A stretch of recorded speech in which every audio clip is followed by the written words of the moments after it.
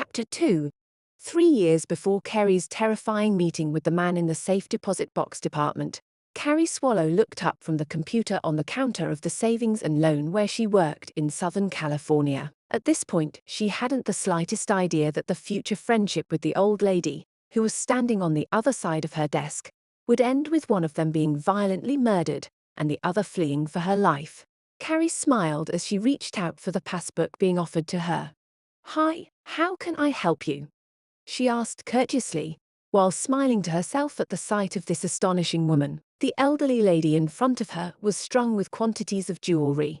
She had at least 8 rings on her fingers, and when she passed over her passbook, bracelets on both wrists jangled together. Several chains, necklaces, and some long dangly earrings completed her ensemble. "Hi, Carrie," she answered, peering at the name badge on Carrie's smart navy business suit. Handing over a very thick envelope, she said, "I'd like to deposit this money in my account." "Thanks, Miss Bushnell," replied Carrie as she opened the book and read the name inside. "How much is it you want to deposit?" "I don't know, honey. I haven't counted it. I just collected it up from round my apartment and thought I'd better bring it down."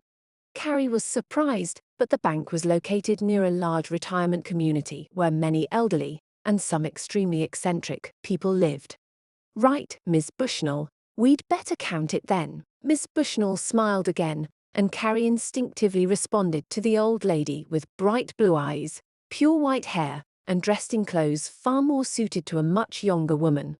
On this occasion, she was wearing a tank top, pink jeans and trainers that many a teenager would have envied. Round her waist was a belt covered in diamante and sequins. These, along with the jewelry, presented a very odd picture. As if reading her mind, the old lady smiled, her eyes twinkling, and said, "Oh, I know, honey. My clothes are not at all what most women of my age wear, but I don't care what anyone thinks. I feel really comfortable dressed this way. I think you look fantastic." "It's great to meet someone like you," responded the younger woman as she sorted out the dollar notes into respective values. "Well, Carrie, I was never pretty like you. And so, in order to get myself noticed, I've always dressed oddly," she said as she looked at the tall, attractive young woman busy counting her money. "Late 20s, Miss Bushnell guessed as she watched Carrie. Must have been an attractive youngster. She was right. Carrie as a child had been all brown, skinny arms and legs, with an engaging open face sprinkled with freckles. Clear grey eyes had gazed at the world with extreme curiosity. $122,156, Ms. Bushnell," Carrie said, interrupting the old lady's thoughts. "Do you want it all in this account, or would you like to open a longer-term, higher interest rate account for some of it?" She had been one of those children who could not be happy with the sort of half answers some adults were inclined to give. She would go on asking questions until she got a satisfactory reply. Her mind hadn't changed, but the scrawny kid had grown up into a tall, beautiful woman with long, shapely legs and a body that could well have graced the catwalks of Paris or New York. It was only later that Miss Bushnell learnt about Carrie's disastrous marriage at the age of 19. "No, just put it all in there for today. Perhaps next time I'm in I'll think about changing it over." Carrie was curious about why she should have so much loose money in her apartment, but was too polite to ask.